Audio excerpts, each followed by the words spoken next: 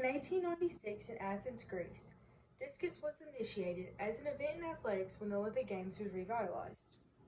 At that time, the discus was made of bronze, stone, lead, and even iron, based on when it was being used in Greece. In present day, the discus is mostly made of plastic and has a metal edge. I'm here today to inform you about discus in track and field. We will explore the history of discus, the popularity of it, and its competitiveness across the world. I throw discus every day, which makes me a skilled and competitive professional. Also, I'm an intelligent individual who sets aside time to further my knowledge in discus by doing research.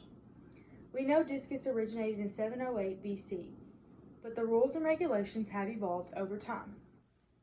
Let's view the history of discus and how it has changed over the years. In the 5th century BC, discus originated. It was first implemented in the ancient Greek pentathlon around 708 BC. Based upon liveabout.com, in 1928, women's discus was made known and added to the Olympic Games. In the world today, the discus is made out of plastic with a metal brim instead of iron and stone as it was used in earlier times. Now that we have looked at the history of discus, let's look further into its popularity. You may wonder, how competitive is discus? Discus is one of the most competitive events in track and field. According to tutorialspoints.com, this game was also popular because it requires high precision and coordination.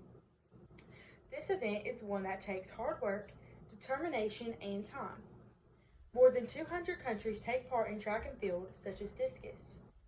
How competitive do you think discus really is? Across the nation, discus is one of the most ruthless events in track and field. Based on zoomtens.com, world records are just currently north of 240, making this decathlon event extremely competitive.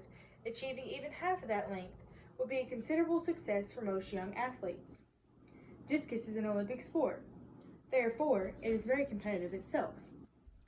For instance, at the beginning of my sophomore year, I was ranked 20th in the region.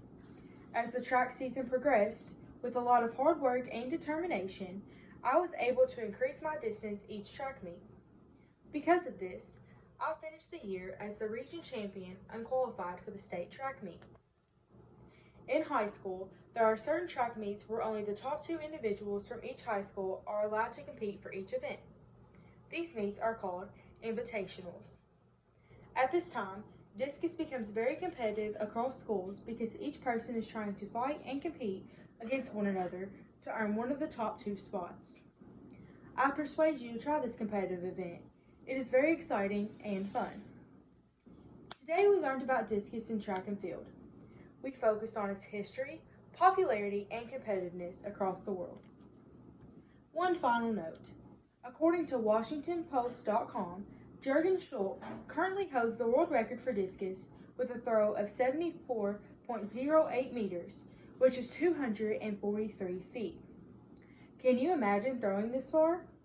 So next time you find yourself just sitting there on your couch with nothing to do, go outside and throw discus. You won't regret trying.